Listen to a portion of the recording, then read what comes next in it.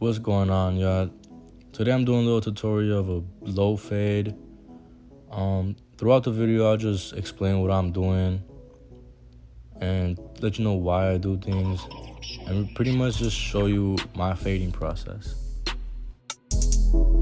So starting with your trimmers, I did my first guideline, my bald line, and I'm pretty much just trying to keep it clean from the start.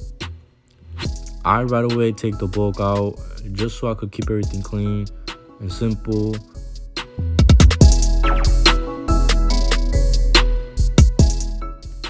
Here I'm trying to keep the guideline pretty low so I won't lose that look of keeping it low or a drop fade. I'm just trying to contour with his head. Some people have different head shape, so it's just indicating where I want his fade to look and how I want it to come out.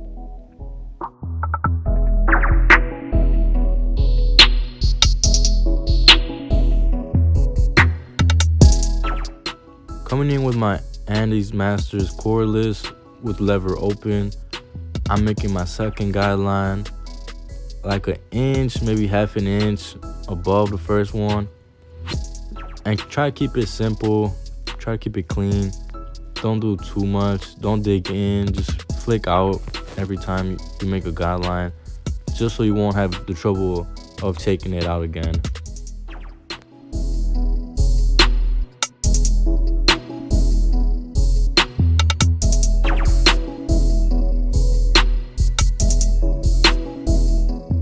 So for the blending process, what I'm doing is I'm opening up the lever all the way, and then I'll close it up and go down and close it up and go down. But pretty much you just want to follow the notches on the clipper. And right here what I'm doing, I went all the way closed, so I put the lever all the way to the top and attack that line just so it could just be a little softer, and so when I open it up a little bit more, it'll start to blend in. I pretty much just try to follow the notches. It'll help you out a lot. That's why the Andes Master is pretty much my favorite clipper to use. And if you're just starting, it'll really just help you out a lot.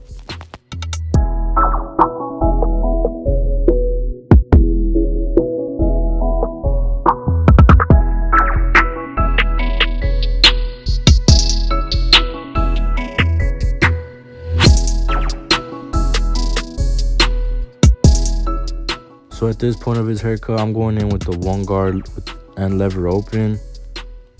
Same thing as our second guideline. We had the lever open and we just kept it all straight, following through using the same size and same movement, just flicking out so you won't dig in too much and cause any bald spots or overly cut.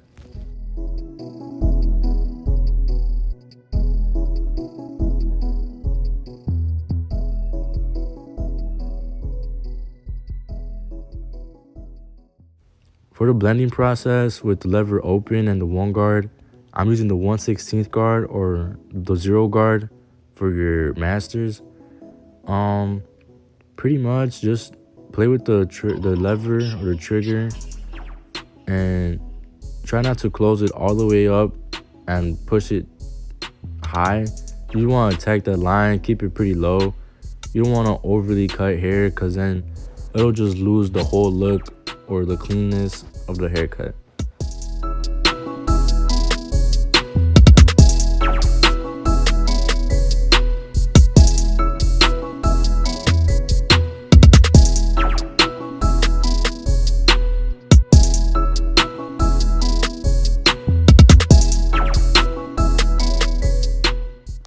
What'll define you from other barbers is the time you take to just really detail your own work. Taking out all those dark spots. Going in right now with the clipper over comb, I'm still getting used to that technique, so I pretty much just go in little by little, cutting just the tips of the hair.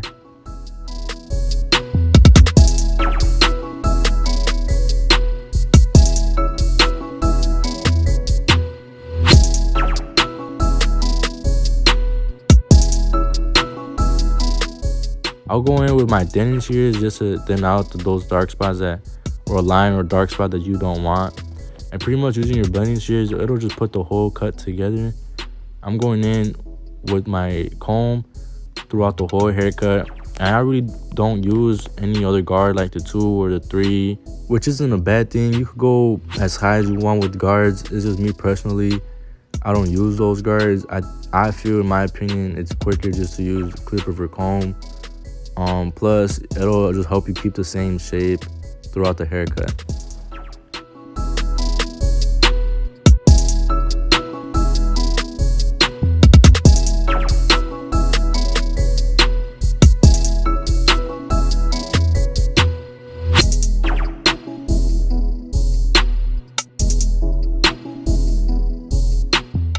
So my client here wanted a few graphics, or 2 parts, closer to the back of his head, maybe kind of the side.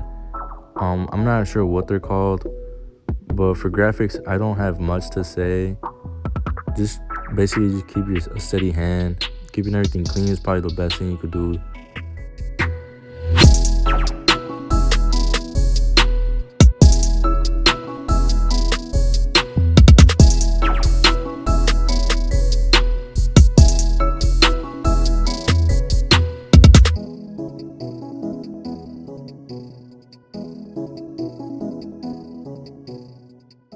For some shear work, he didn't want to lose too much length, so all I pretty much did was point cutting. I just really added texture to his hair. He wanted a more like a crop cut type of look, so all I did was point cut and a few slices across his head. I kind of made like an X when I did slicing. Well, I think that's the term, slicing. And I did I formed an X throughout his head, and pretty much just point cut it just to add texture to the haircut.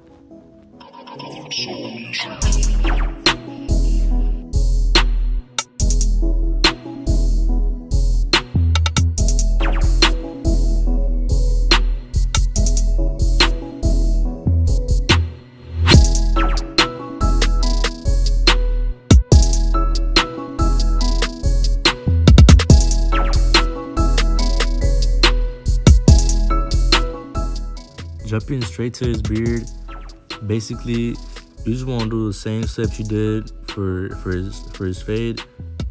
Just do the same steps you did for the beard. If your client has a beard, you do a little taper. A taper is basically the same thing as a fade, just in a smaller version.